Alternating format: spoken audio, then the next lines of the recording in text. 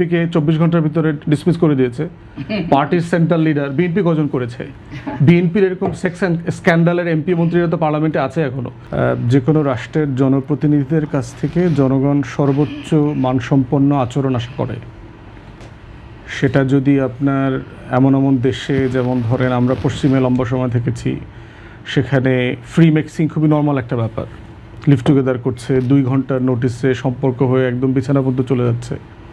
কিন্তু ট্রাম্প যখন আপনার প্রেসিডেন্ট ক্যান্ডিডেট হলো, আপনাদের মনে থাকার কথা 15 জন মেয়ে অফিসিয়ালি ঘোষণা করেছে ট্রাম্প তাদেরকে সেক্সুয়ালি অ্যাবিউজ করেছে, এবং মামলা হয়েছে একজন পর্নস্টারকে ট্রাম্পের জরিমানা দিতে হয়েছে। মনিকা লুইসকিনেও একই ঘটনা ঘটেছে ক্লিনটনের ব্যাপারেও। আর্নল্ড সোয়ার্জনেগার, টার্মিনেটরের যে বিখ্যাত নায়ক, সে যখন ক্যালিফোর্নিয়ার গভর্নর ইলেকশন করে, এক্স্যাক্টলি এরকম ঘটনা ঘটেছে। কয়েক ডজন মহিলারা এইসব অভিযোগ করেছেন। এর মানে ওই সমাজে ঘটনাগুলো কিন্তু খুব নর্মাল একটা ঘটনা। ক্লিনটনের ব্যাপারে যেটা হয়েছে একই রকম। তারপরও সেই সমাজ প্রত্যাশা করে তাদের যিনি নেতা হবেন তিনি মোরালি আপরাইট হবেন সব জায়গা থেকে।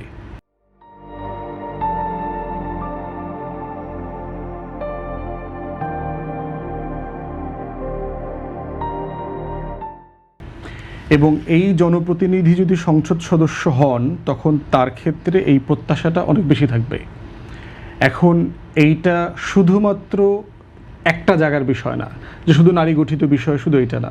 এটা দুর্নীতির জন্য প্রযোজ্য, এইটা ব্যাংক দেউলিয়াপনা করার জন্য প্রযোজ্য, ক্ষমতার অপব্যবহারের ক্ষেত্রে, যেটা এই পার্টিকুলার ঘটনাতে যেটা আসছে, ক্ষমতার অপব্যবহারের একটা ইন্ডিকেশন আছে, যেটা আপনার তদন্ত করলে পরে বোঝা যাবে যে আসলে ব্যাপারটা কি হয়েছে।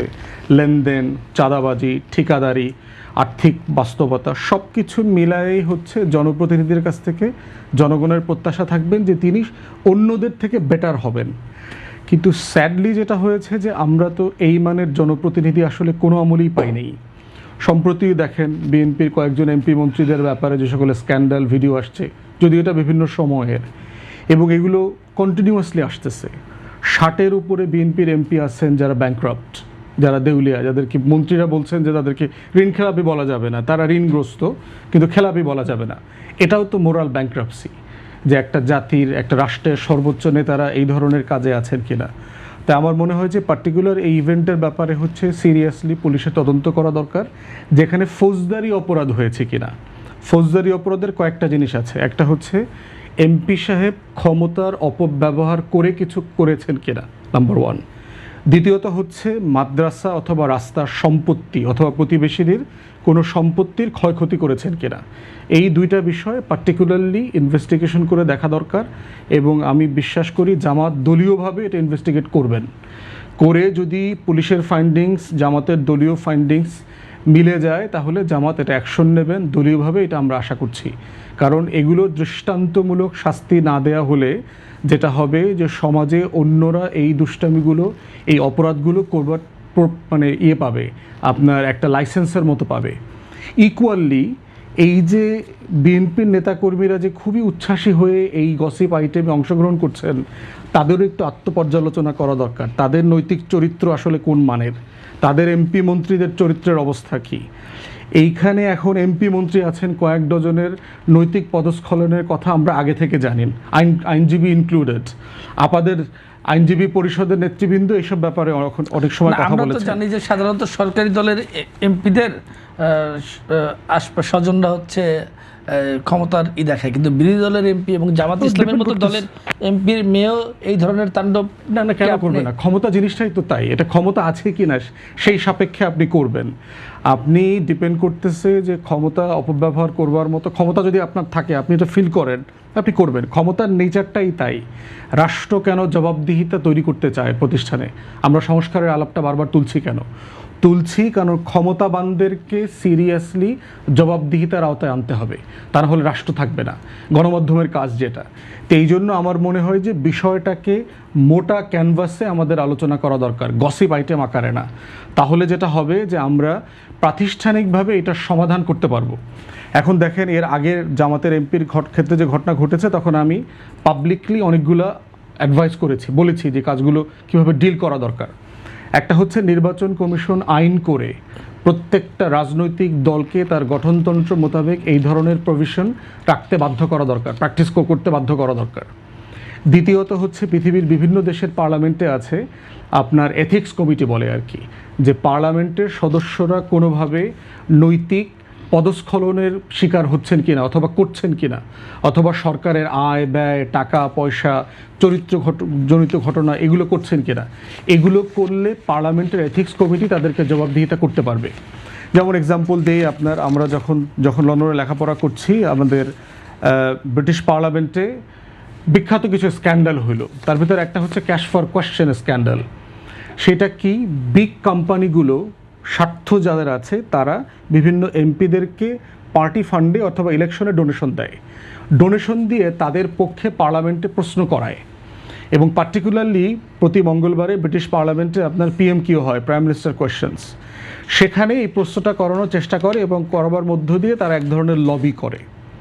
এইটা যখন এক্সপোজড হয়েছে তখন পার্লামেন্টারি এথিক্স কমিটি কিন্তু এই বিষয়ে অ্যাকশন নিয়েছে। দ্বিতীয়ত আমরা দেখেছি ক্যাশ ফর অনার স্ক্যান্ডাল, যে পার্টি ফান্ডে বড় ডোনেশন দিলে আপনি হাউস অফ লর্ডসের মেম্বার বানাচ্ছেন, আপনি রাজনীতি না করবার পরেও হচ্ছে যে প্রাইম মিনিস্টারের সাথে এক টেবিলে ডিনার করতে পারছেন। কনজারভেটিভ পার্টির কথা আমার মনে আছে যে প্রাইম মিনিস্টারের সাথে কনজারভেটিভ পার্টির ডিনারে PM-এর টেবিলে বসলে 50,000 পাউন্ড আপনাকে ডোনেশন দিতে হবে, আপনি দিলে পরে আপনাকে PM-এর টেবিলে বসাবে। ইকুয়ালি এটা parliamentary ethics committee seriously deal করেছে। থার্ড যেটা বড় স্ক্যান্ডাল ব্রিটিশ পার্লামেন্টে হয়েছে সেটা হচ্ছে স্পেন্ডিং স্ক্যান্ডাল। এমপিদের জন্য আপনার যে সরকারের বাজেট থাকে, খরচ থাকে, সেইটা তারা ইচ্ছা মতো ব্যক্তিগত কাজে আজে বাজে কাজে খরচ করেছে। আপনারা জোটসঙ্গী হিসাবে এই ধরনের ঘটনায় লজ্জা পাচ্ছেন কিনা? না, লজ্জা পাচ্ছি না, রাষ্ট্রীয় সমস্যা।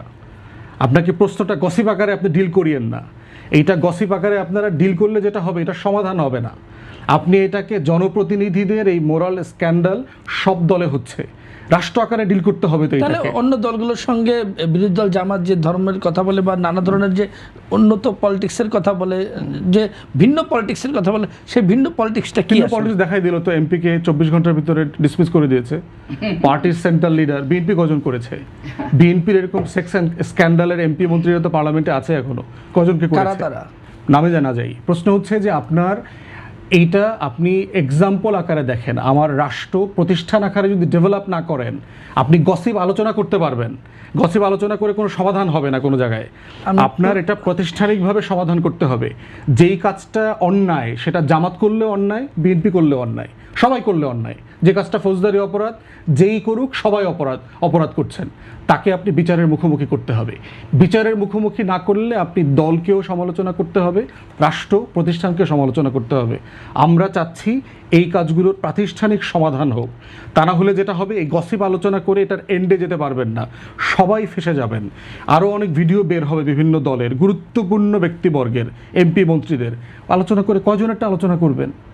আপনি দেখেন এই যে বড় ব্যবসায়ী একজন আশিয়ান সিটির মালিকের ব্যাপারে একজন মডেল কমপ্লেন করছে না গতকালকে পরশু প্রেস ব্রিফিং করে, অহরহ ঘটতেছে।